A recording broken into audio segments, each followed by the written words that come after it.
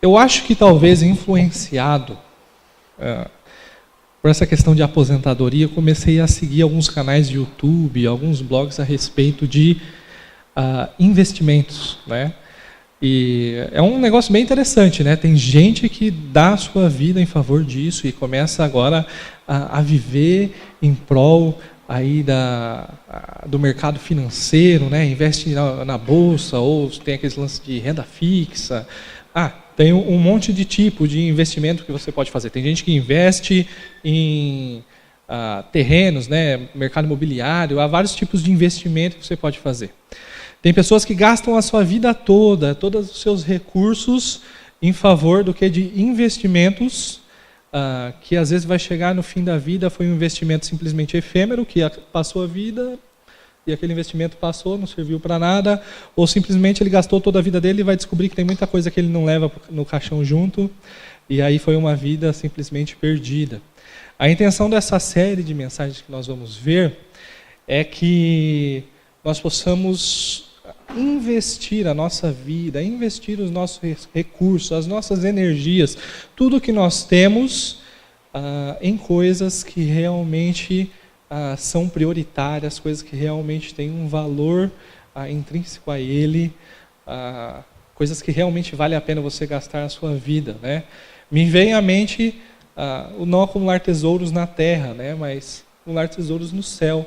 Essa é a intenção dessa série. A gente ver coisas que Deus, através da sua palavra, nos revela a respeito do que nós devemos investir, em que nós devemos concentrar as nossas forças, nossas energias, nossos recursos, a nossa vida, para que nós acumulemos recursos, nós acumulemos tesouros lá no céu. O primeiro ponto dessa semana, o que nós vamos ver, é sobre oração, tá? E esse investimento que eu gostaria de a gente compartilhar, discorrer, é um investimento muito importante, eu diria básico da vida do discípulo, de um discípulo de Jesus Cristo. E assim como eu tenho acompanhado esses vídeos de mercado financeiro, aí pensando às vezes numa alternativa para aposentadoria, coisa do tipo, normalmente eles vão ver assim, como investir, por quê, para quê, né? São essas perguntas, né? E aí, pensando nisso, eu procurei um texto na Bíblia onde a gente poderia ver como orar, pelo que orar. E então, na verdade, o primeiro texto que veio na minha cabeça foi a oração do Pai Nosso.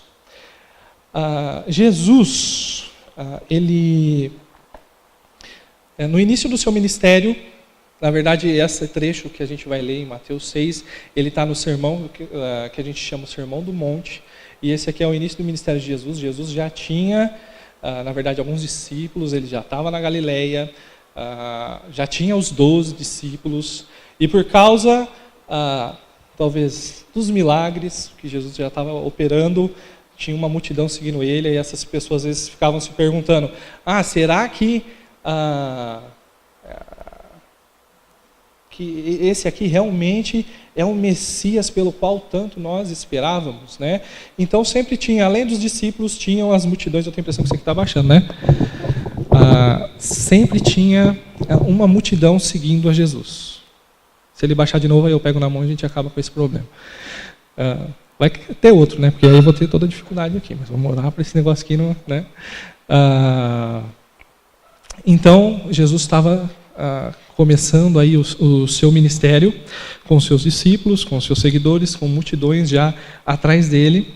E aí, uma certa altura, cercado pela multidão, ele sobe num monte, ele se coloca numa posição onde ele vai estar acima dessa multidão, e ele começa então a dirigir aí o seu ensino para os seus discípulos. Ele começa então com as bem-aventuranças, depois ele começa a falar a respeito dos mandamentos, né? Ouviste o que foi dito, eu porém vos digo, e depois ele passa a discorrer sobre três aspectos importantes, aí da vida de um discípulo do reino de Deus. São três aspectos importantes. Primeiro, o dar esmolas, oração e jejum. E é nesse contexto aqui que, então, nosso Senhor Jesus ele vai começar a discorrer o seu ensino sobre a oração. No texto paralelo a gente vê que, na verdade, os discípulos perguntam: Senhor, ensina-nos a orar. Né? Então, e aqui Jesus começa a discorrer, então, o seu ensino sobre a oração. Então, em seguida, aqui Mateus ele nos deixa registrado, em Mateus 6, de 5 a 15, são duas instruções de Jesus a respeito de oração. Dentro dessas duas instruções, a primeira instrução é como eu devo orar.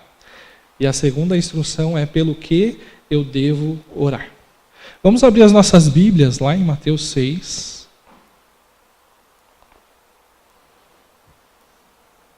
Mateus 6, a partir do versículo 5.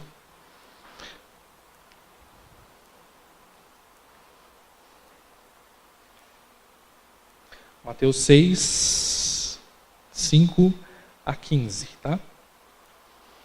Vamos lá? E quando orardes, não sereis como hipócritas, porque gostam de orar em pé nas sinagogas e nos cantos das praças para serem vistos dos homens. Em verdade vos digo que eles já receberam a recompensa. Tu, porém, quando orares, entra no teu quarto e, fechada a porta, orarás ao teu Pai que está em secreto. E teu Pai que vem em secreto te recompensará. E orando não usei de vãs repetições como os gentios, porque presumem que pelo muito falar serão ouvidos. Não vos assemelheis, pois, a eles, porque Deus, o vosso Pai, sabe o que tendes necessidade, antes que lhe peçais. Portanto, vós orareis assim: Pai nosso que estás nos céus, santificado seja o teu nome, venha o teu reino, faça-se a tua vontade, assim na terra como no céu. O pão nosso de cada dia nos dá hoje, e perdoa-nos as nossas dívidas, assim como nós temos perdoado aos nossos devedores. E não nos deixes cair em tentação, mas livra-nos do mal. Pois teu é o reino, o poder e a glória para sempre. Amém. Porque se perdoardes aos homens as suas ofensas, também o vosso Pai celeste vos perdoará. Se, porém, não perdoardes aos homens as suas ofensas, também, tampouco o vosso Pai vos perdoará as suas ofensas.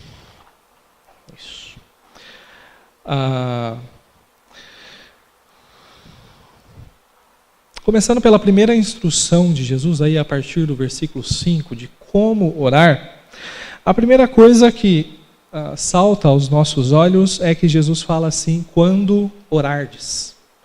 Ele não está falando se você orar, mas quando você orar. Aparentemente há uma pressuposição da parte de Jesus que um discípulo de Cristo ora, simplesmente. Tá? É uma das bases das disciplinas cristãs de um discípulo de Cristo. A Bíblia, a gente pega ela de capa a capa, ela não vai ter nenhum ensino, nenhuma instrução que vai falar o quanto tempo deve durar uma oração. Uma oração deve durar 1 hora, uma oração deve durar 30 segundos. Uma oração de 1 hora tem muito mais eficácia do que uma oração de 30 segundos.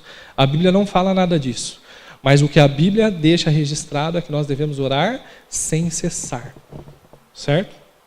Ou seja, a vida do crente deve ser de oração constante. A oração deve ser uma constância na vida do discípulo de Cristo. Portanto, o tempo da sua oração não determina a sua espiritualidade. Mas a constância de vida de oração que você tem determina o seu grau de maturidade de vida cristã, sim.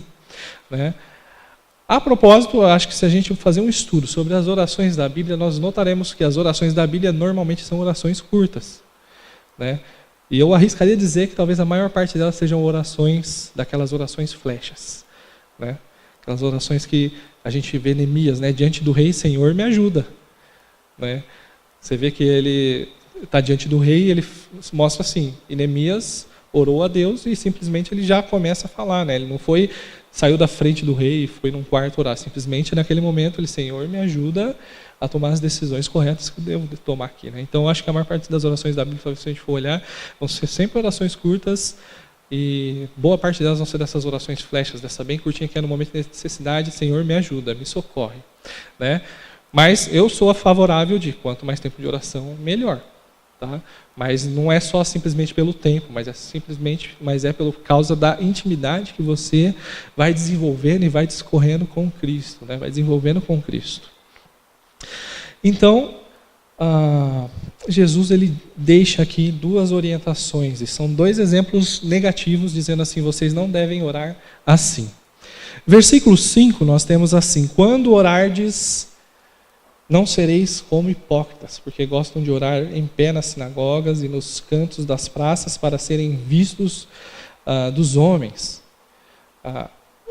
O que é um hipócrita, né? A palavra hipócrita, literalmente, ela quer dizer esconder-se atrás de alguma coisa. Era uma palavra comumente usada no teatro antigo para o ator, né? Porque eles usavam aquelas máscaras, né? Aquelas máscaras brancas, aí tinha o sorriso, triste, né? Ou seja, eles estavam literalmente se escondendo atrás de alguma coisa para interpretar o papel que ele estava fazendo naquela peça teatral antigamente, né? na Grécia, no Império Romano e assim. Então, conforme essa palavra foi se desenvolvendo dentro do vocabulário, ela foi ganhando uma conotação de uma pessoa falsa, uma pessoa que passa uma imagem de algo que ela realmente não é, né?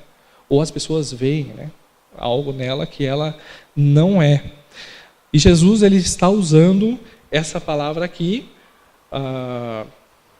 justamente para alertar a gente do perigo da hipocrisia na oração. Um bom judeu, né, ele fazia pelo menos 3 orações por dia.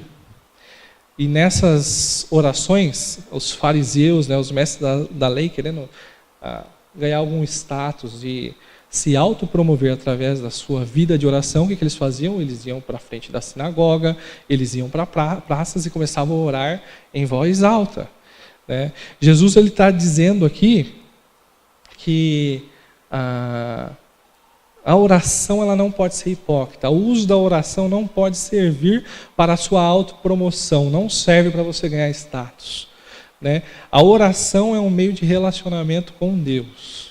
Não é para você ficar querendo dar uma de espiritual, dar uma de bambambam dentro da igreja, mas a oração é para você se relacionar com Deus, para você moldar o seu coração segundo a vontade dEle, mostrando a dependência, a submissão à vontade dEle. Então eu diria a vocês, e a mim, muita atenção quando você vai orar. Qual que é a motivação da sua oração? Essa está sendo o quê? Eu me mostrar, estou orando aqui para as pessoas, eu estou orando a Deus, né? E lembra, Deus, Ele antes da palavra vir à minha boca, Ele já conhecia. Então Deus sabe o que está dentro do seu coração. E isso vai determinar se a sua oração vai ser ouvida ou não, né? Jesus ele diz aí, seguindo o versículo, que esses já receberam a recompensa. Que recompensa é essa? Essa recompensa simplesmente é a glória dos homens, né? Os homens simplesmente aplaudirem, como esse homem tem uma vida espiritual, né, grandiosa, e a glória fica toda para essa pessoa que está orando e nenhuma glória para Deus. O que Jesus está querendo dizer é que essa oração aqui ela não é respondida. O máximo que ela vai ter é simplesmente essa recompensa que é a glória dos homens, né? Então o que nós devemos fazer? E aí a resposta a gente encontra no versículo 6.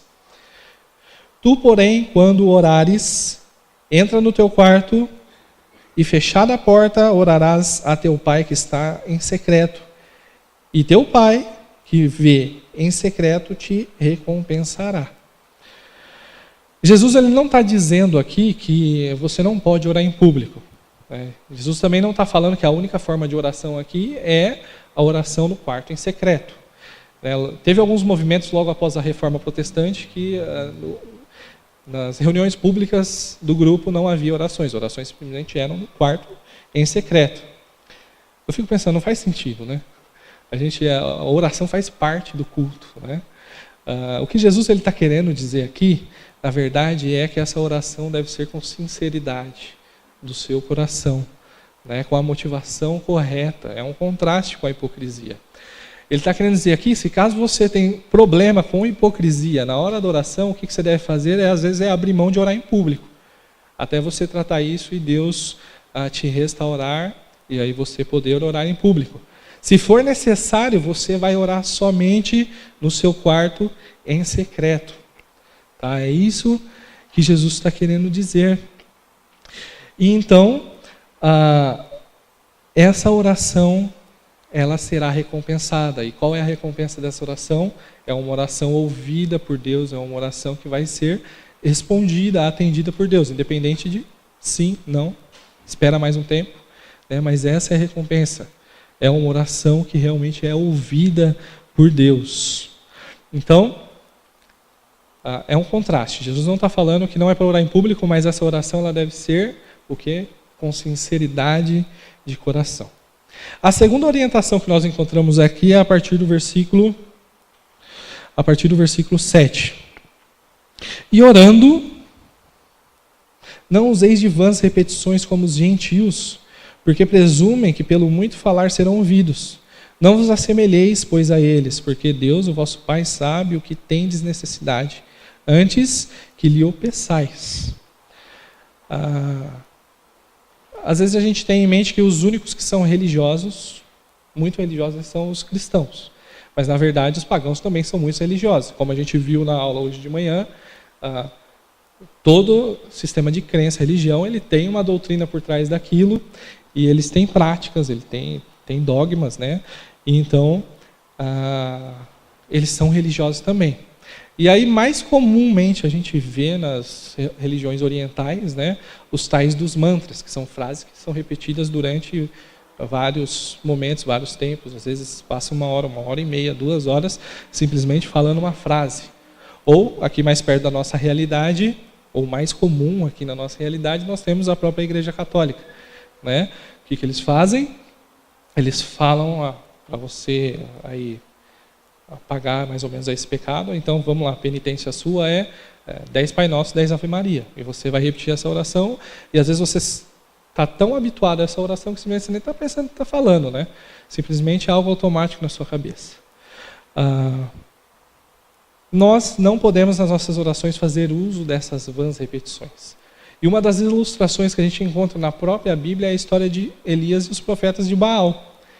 Quando eles vão lá para o monte, e aí há aquele desafio, os profetas de Baal, eles passam boa parte do dia, durante horas, orando: Baal, responde-nos, Baal, responde-nos, Baal, responde-nos, chegando ao ponto de começar a mancar em volta do altar, pega a faca, corta, se mutilando para que Baal ouvisse, né?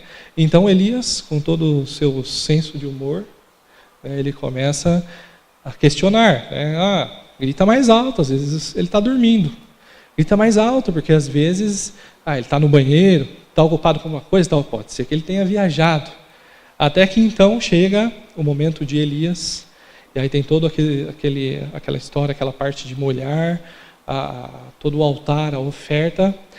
Então, simplesmente com uma simples oração, Senhor, mostra que o Senhor é Deus para eles. Né? A oração é atendida imediatamente. Né? Então, não é por essas vãs repetições, não é por muito falar que você vai ser atendido. Na verdade, quando nós vemos essas outras religiões, essas seitas, repetindo esses mantras, é porque eles simplesmente não conhecem o Deus verdadeiro. Eles não sabem que Deus, ele é onipotente, ele é onipresente, ele é onisciente. Ele sabe todas as coisas. Ele sabe tudo o que você precisa. E mais do que saber o que você precisa, ele sabe exatamente aquilo que você precisa. Sabe tanto exatamente, precisamente aquilo que você precisa, que às vezes você pede e ele sabe que não é isso que você precisa. E aí ele te dá aquilo que você realmente precisa.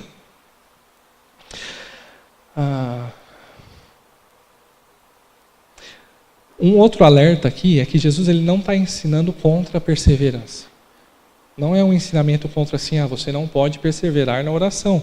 Na verdade, nós temos várias passagens bíblicas que vão nos mostrar que nós devemos perseverar na oração. Mas é diferente você perseverar em oração, insistir em oração, do que e você ficar repetindo 10 Ave Marias, 10 Pai Nossos. Né? Isso me faz lembrar a relação da minha esposa Andréia com a minha filhinha Alice. Né? A Alice, ela às vezes gruda no pé da mãe e fica lá, mãe, um exemplo. Mãe, eu quero água. Mãe, quero água. Às vezes a Andréia está ocupada com outra coisa, não dá para parar no meio do caminho para mãe, quero água. Mãe, quero água. Mãe, quero água. A Andréia, ela se invoca, né, por causa da amolação da Alice. E eu fico pensando que às vezes essas repetições, para Deus, pode ser que às vezes também seja uma espécie de amolação para Deus. Né? Agora, a Alice ela tem ganhado uma certa habilidade já para articular uma conversa assim. Imagina se ela chegasse assim, mãe, quero água. Ô mãe, eu estou com sede, mãe, você não está vendo que eu preciso beber água? Mãe, eu ainda sou pequenininha, eu ainda não consigo pegar um copo, virar uma garrafa de água, será que a senhora não pode me ajudar? Né? É diferente do que uma simples repetição. Aí então chega um ponto que às vezes na sua oração você vai chegar, Senhor, por que o Senhor não está me respondendo? Senhor, é algum pecado? É alguma coisa que o Senhor está querendo me tratar? É alguma forma como eu estou agindo, pensando que não é de acordo com aquilo que o Senhor quer que eu pense, eu faça? É alguma disciplina sua, Senhor? Eu preciso tanto. Né? Eu preciso tanto, é diferente. Então, o perseverar ainda faz parte da vida cristã, mas é diferente do que de usar vãs repetições. Mas aí vem outra questão. Mas ele já não sabe? Ele sabe, mas muitas vezes ele quer que você também saiba. Então é por isso que a gente ora. Às vezes é para conformar o nosso coração de acordo com o coração de Deus. Às vezes tem uma pessoa que está pedindo um emprego para ganhar mais, mas aí conforme ele vai naquela vida de oração, vai se dedicando ao estudo das Escrituras, ele vai vendo que o problema dele não é ganhar mais. O problema dele é usar direito os recursos que Deus tem dado para ele. Porque Deus sempre dá o suficiente. A segunda parte da instrução, aí como orar, aí a gente entra propriamente dito na oração do Pai Nosso. E aí a gente vê então pelo que nós devemos orar. Quando Jesus ele cita aí a oração do Pai Nosso, ele não está falando que é um modelo para a gente seguir assim, ipsis literis, né? Eu devo orar exatamente aquilo. Mas é uma instrução a respeito de prioridades, é uma orientação a respeito de prioridades que devem ordenar então a minha oração. É uma ótima oração, às vezes você não sabe o que orar, sabe o que você faz? Pega o Pai Nosso e ora a respeito do que ele está tratando, que é os pontos que a gente vai ver aqui agora. O Pai Nosso, ele também se divide em duas sessões, como na parte anterior. Nós vemos 3 pedidos que são relacionados ao reino de Deus, e nós vemos 3 pedidos que também são relacionados, só que agora a nós. 3 pedidos relacionados ao reino de Deus e 3 pedidos relacionados a nós. Primeira parte da oração aí no versículo 9.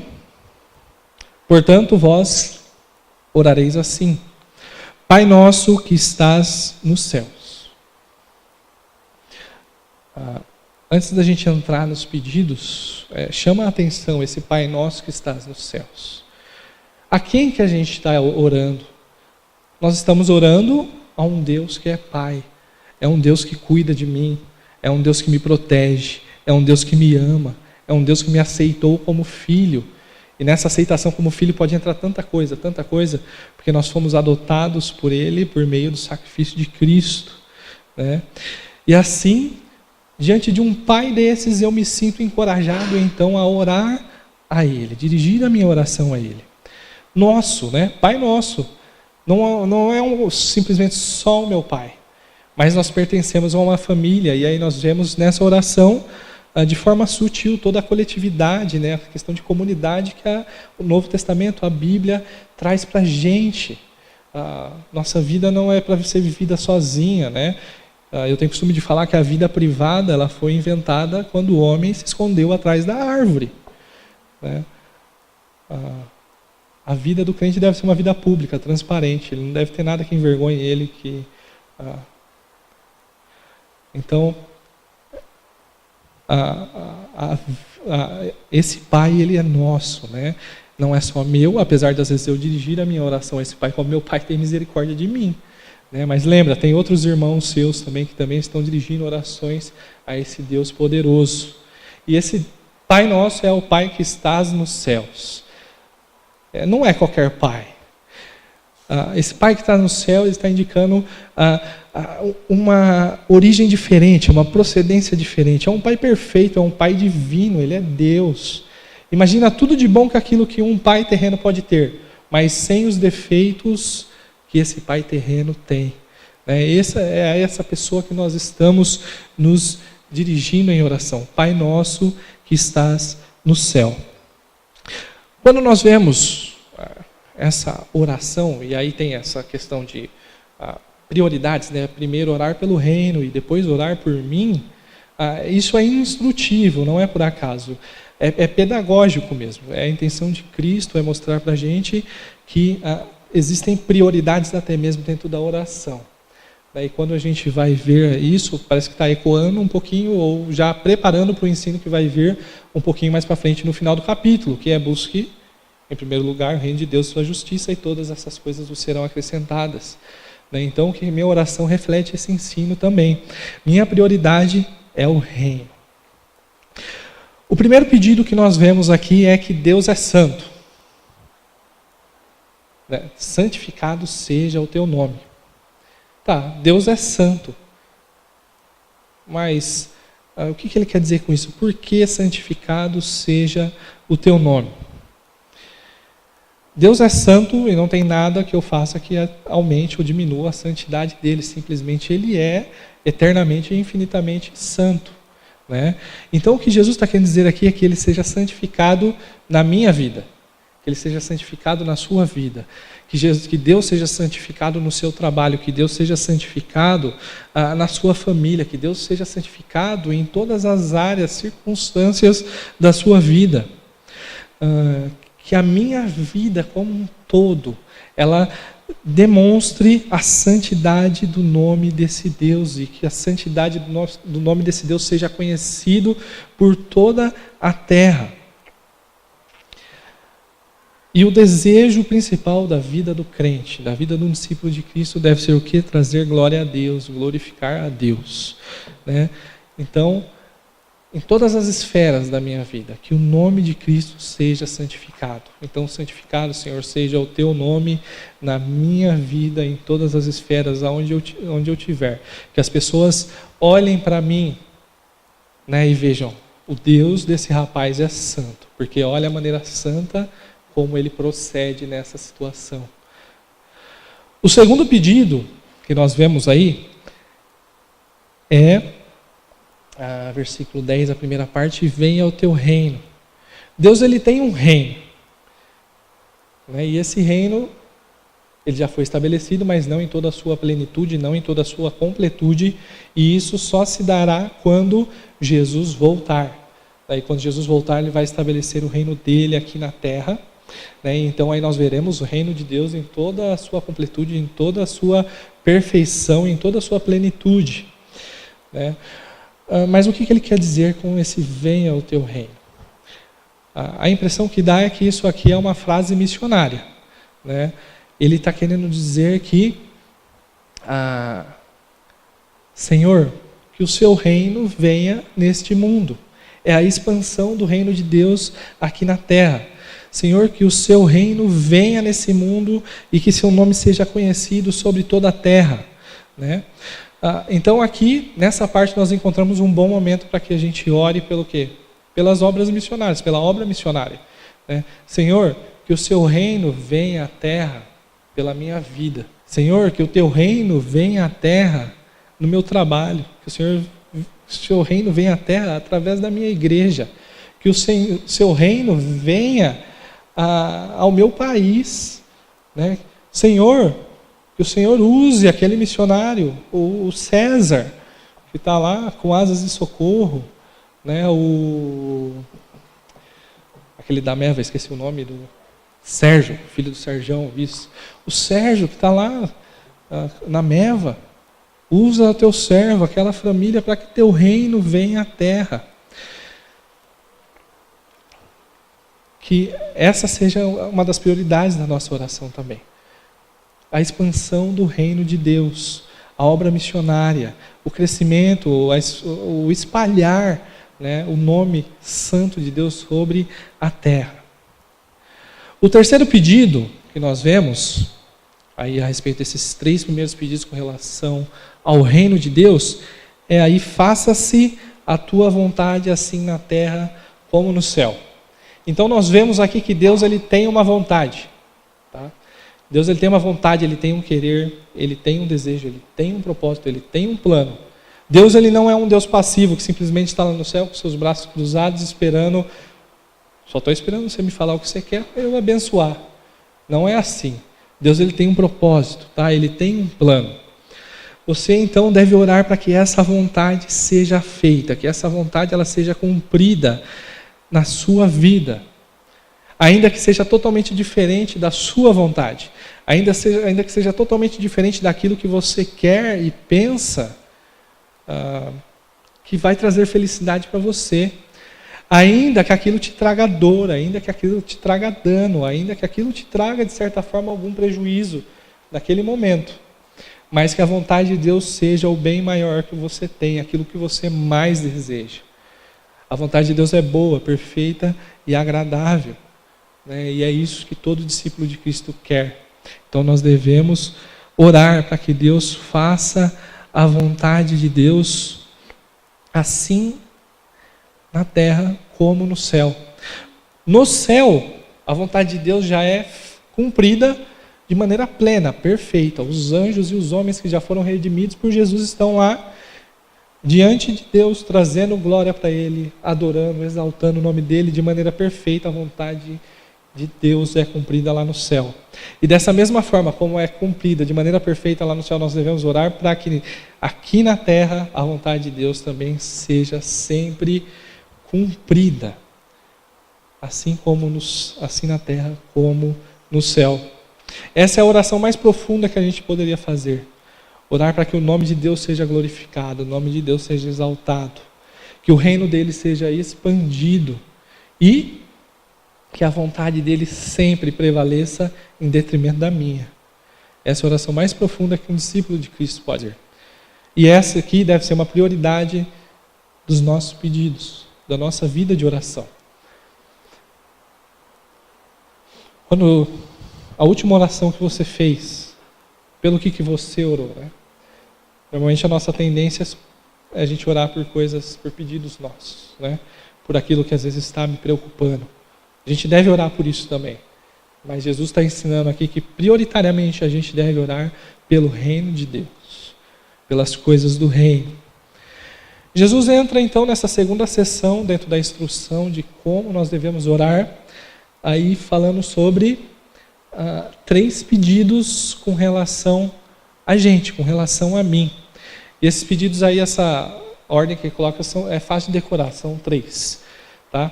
Vai ser 3 P's, né? Pão, perdão, proteção. Primeiro pedido então é o pão nosso de cada dia nos dá hoje. Nós devemos então primeiro orar pelo pão e não pelaquela churrascada, por aquele pernil maravilhoso que a irmã Isabel faz sempre no final do ano, né? Nós devemos orar pelo pão, tá? O pão aqui ele está representando, ele está ilustrando o mais básico, o elemento mais básico aí das nossas necessidades, do nosso sustento básico, né? Daquilo que a gente precisa para viver.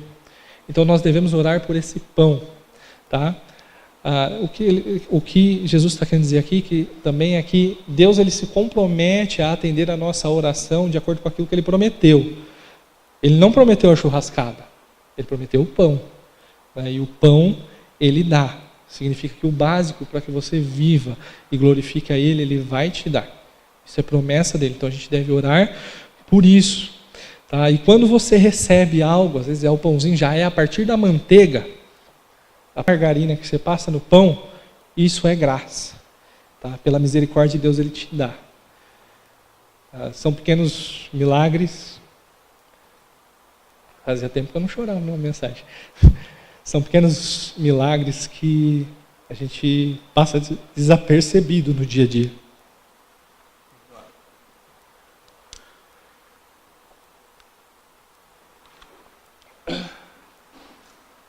Pequenos milagres que passam desapercebidos no dia a dia, né? A graça de Deus se manifestando de maneira poderosa. Às vezes uma refeição de cada dia. Deus ele se compromete com o pão de hoje, não com o pão de amanhã. Talvez isso rememorando, talvez o maná, né, que quando o povo guardava no dia seguinte, aquilo estava estragado. Então o pão de cada dia, ele se compromete a dar. Jesus ele está ensinando então que a gente não deve orar pelo pão da manhã, mas pelo pão de hoje. E o que ele está querendo nos ensinar, o objetivo dessa instrução aqui de orar pelo pão o pão de cada dia, né, o pão de hoje, é para que nós exercitamos dependência.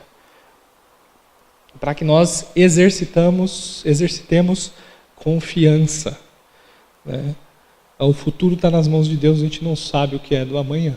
Então a gente ora pelo pão de hoje. Um segundo pedido, aí a respeito de nós, que nós encontramos aí, é...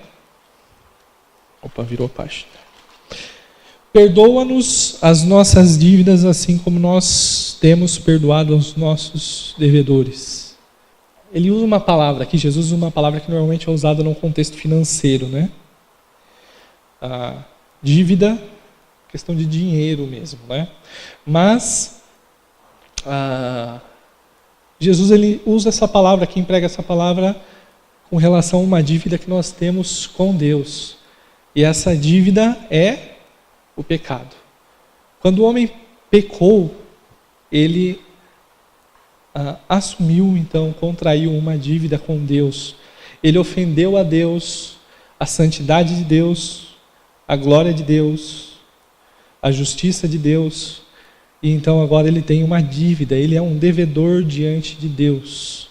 Ele é um devedor para com o Criador. E ele então agora ele está sujeito à ira de Deus.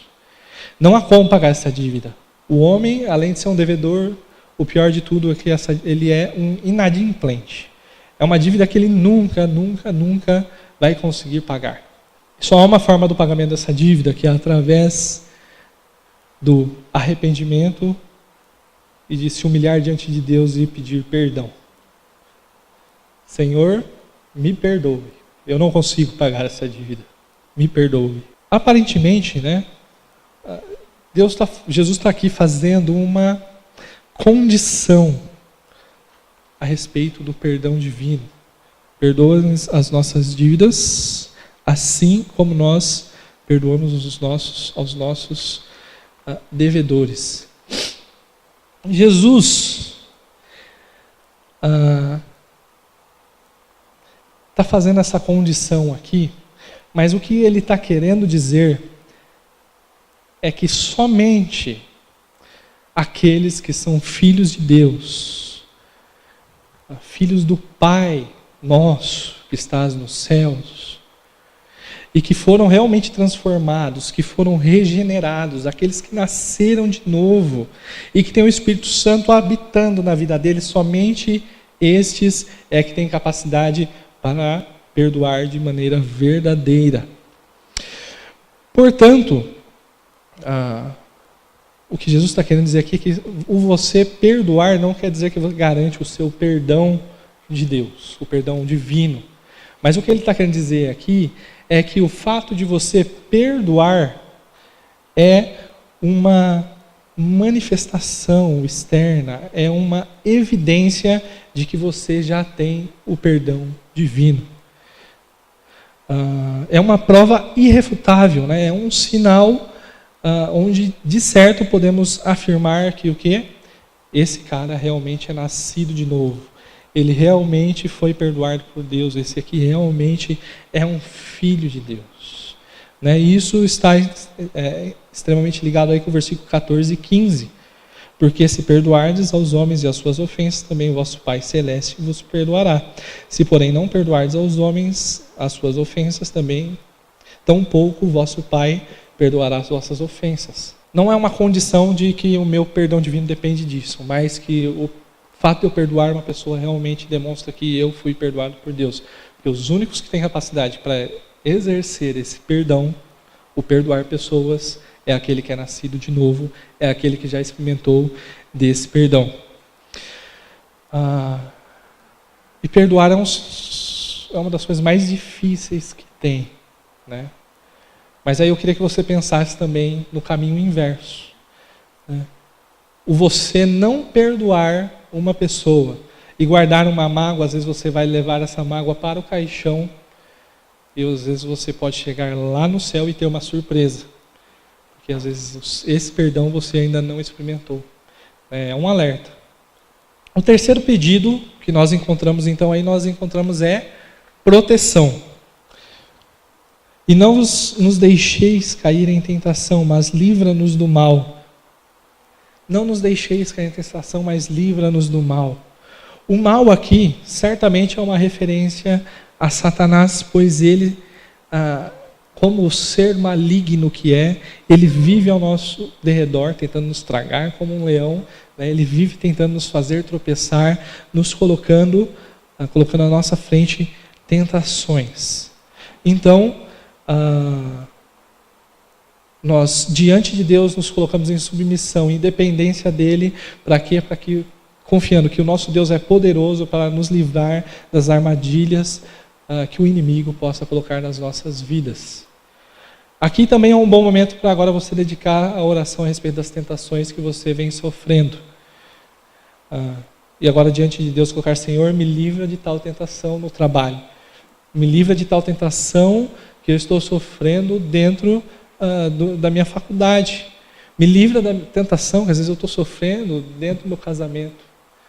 Né? Às vezes são oportunidades que às vezes surgem para que você santifique o nome de Deus, mas aí você acaba respondendo negativamente e sendo envergonhado e caindo numa armadilha de Satanás. Peça a Deus ajuda, porque Ele é certamente poderoso para te livrar. E então essa oração ela se encerra. Pois teu é o reino, o poder e a glória para sempre. Amém. Em algumas Bíblias ela vai estar entre colchetes, porque alguns pensam que pode ter sido algum acréscimo de um escriba, né, de alguém que estava copiando e aí em algum manuscrito resolveu acrescentar isso. Só que quando nós olhamos a tradição da igreja, quando a gente olha a quantidade de manuscritos que nós temos com essa afirmação, aí nós podemos ter certeza que isso aqui é a palavra de Cristo. Por quê? Porque está em total conformidade com o que Cristo está ensinando aqui. Jesus está ensinando que nós devemos orar para que o nome de Deus seja santificado, que o reino dele venha, que a vontade dele seja feita na terra, que ele nos dê o pão de cada dia, que ele nos perdoe, que ele também nos proteja do mal. Né? Por quê? Porque dele é o reino. Ele é o Rei Todo-Poderoso, é o Rei do Universo, ele pode. Teu é o poder. Ele tem poder, ele tem capacidade, ele tem habilidade, não vai faltar recursos para que ele ouça e atenda a sua oração. E sua é a glória. Quando essa oração é ouvida, atendida, o nome de Deus é glorificado.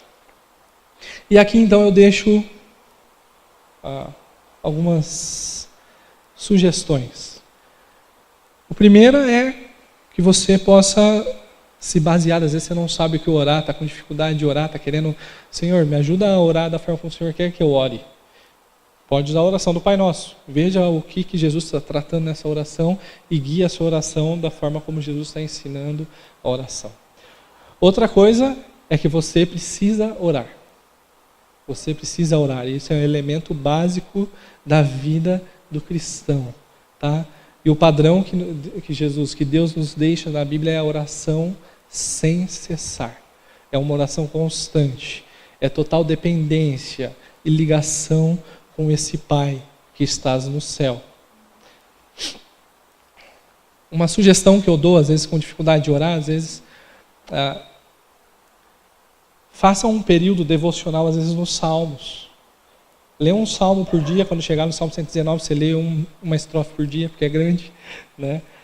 E faça a tal da leitura orante.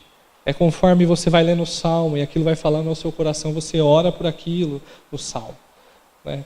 É uma ótima forma de iniciar o seu hábito de oração e orar a Bíblia, a própria palavra de Deus. Então a minha oração hoje é para que o nome de Deus seja glorificado através da nossa vida de oração. E que nós, como os discípulos de Cristo, nós investamos toda a nossa vida, todas as nossas forças, recursos em uma vida de oração constante, dependente, em um dependente relacionamento com Ele. Porque Ele é Deus, porque Ele pode, porque Ele tem poder, porque Ele é capaz, porque Ele nos ouve, Ele se relaciona com a gente, Ele não deixou a gente sozinho aqui. Então, que nós possamos orar, mas que essa oração também seja de acordo com as prioridades que Ele definiu. Que a gente ore cada vez mais pelo reino de Deus, mas que também a gente ore com a certeza do saber que a gente pode se achegar diante de Deus com as nossas necessidades. Senhor Jesus, obrigado porque o Senhor é um Deus grande, grande, grande, e nos ama tanto. E que o seu amor seja conhecido por toda a terra, Senhor. Que o seu reino se espalhe, se expanda, e que o Senhor use as nossas vidas para esse fim.